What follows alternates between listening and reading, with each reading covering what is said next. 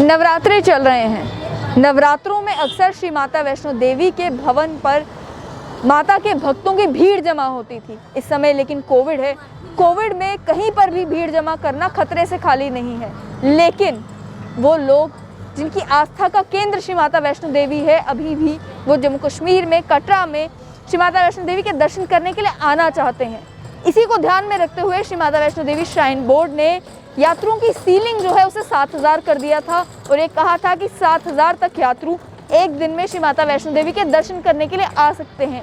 लेकिन कटरा के निवासियों से बहुत ही एक दुखद खबर मिल रही है।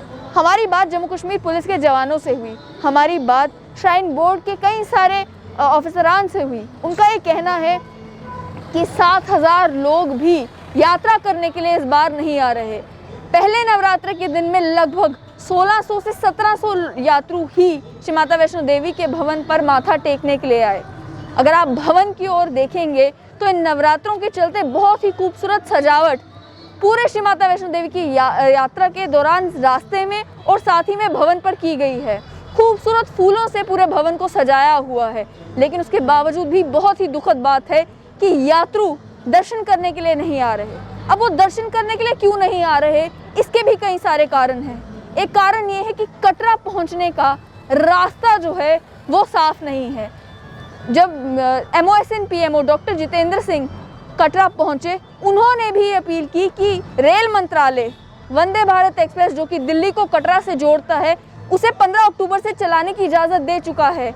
लेकिन पंजाब में डिस्टर्बेंसेस के चलते और जो किसान प्रोटेस्ट कर रहे हैं क्योंकि उन्होंने रेलवे ट्रैक्स को ब्लॉक किया था, इसके चलते रेल नहीं चल पा रही, ट्रेन कटरा नहीं पहुंच पा रही और ट्रेन के ज़रिए जो यात्रु कटरा आना चाहते हैं, श्री माता वैष्णो देवी के दर्शन करने के लिए आना चाहते हैं, वो नहीं आ पा रहे।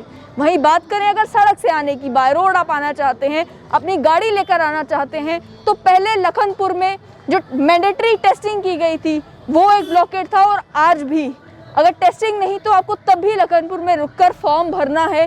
ये भी एक कारण है कि लोग बाय रोड भी लखनपुर के ज़रिए भी कटरा नहीं आ पा रहे। यहाँ तक कि वो लोग जो अलग स्टेट से जम्मू कश्मीर कटरा में श्री माता वैष्णो देवी के दर्शन करने के लिए आना चाहते हैं, अगर वो कटरा पहुँच भी जाते हैं तो कई सारी दिक्कतें उन्हें कटरा में भी आ रही हैं।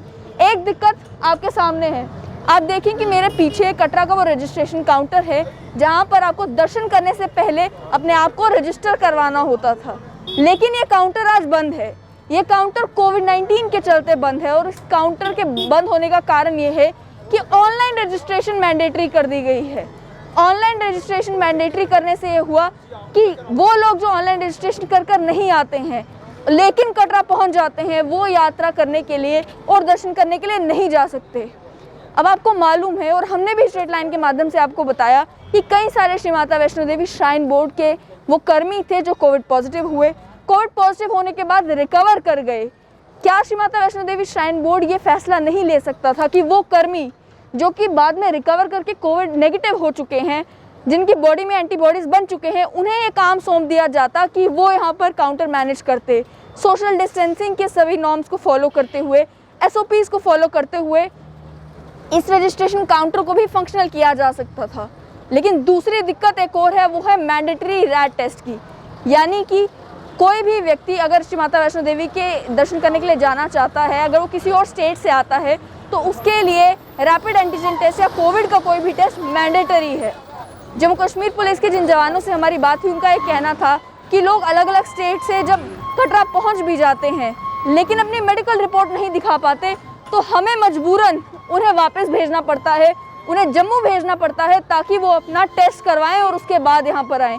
लगभग 20 से 30 गाड़ियों को हम एक दिन में मोड़ते हैं कि आप वापस जाएं, टेस्ट करवा कर आएँ। क्यों एडमिनिस्ट्रेशन ऐसा नहीं कर पाई कि उनका रैपिड एंटीजन टेस्ट इसी जगह पर होता, कटरा में ही होता, ताकि यात्रियों को इतनी दिक्कत नहीं आती। मैं इस समय कटरा में हूँ, आप देखें कि यहाँ पर आपको आसपास कहीं पर भी यात्रियों की भीड़ नज़र नहीं आएगी।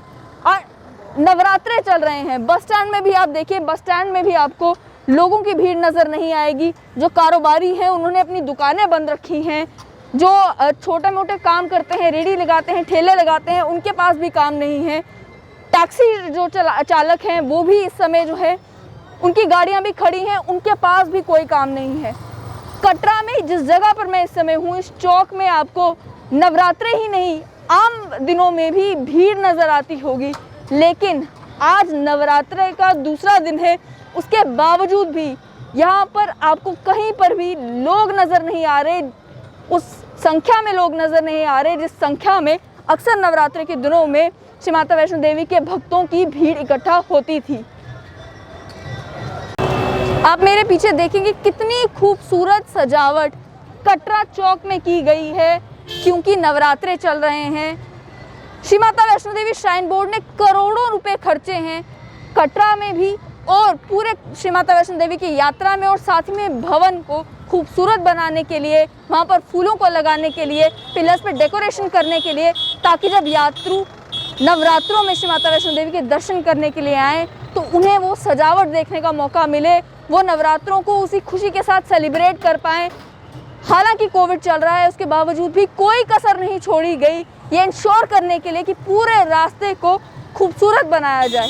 लेकिन काफ़ी दुखद बात है कि इतनी कोशिशें करने के बाद भी जिन फैसलों से ये इंश्योर किया जा सकता था कि यात्रु ज़्यादा से ज़्यादा मात्रा में SOPs को फॉलो करते हुए भी श्री माता वैष्णो देवी के भवन पर पहुंचते, 7,000 की अगर सीलिंग रखी गई है, कम से कम 7,000 लोग तो श्री माता वैष्णो देवी के दर्शन के लिए जाते, उन फैसलों को लेने में अभी भी एडमिनिस्ट्रेशन हिचकिचा क्यों नहीं है?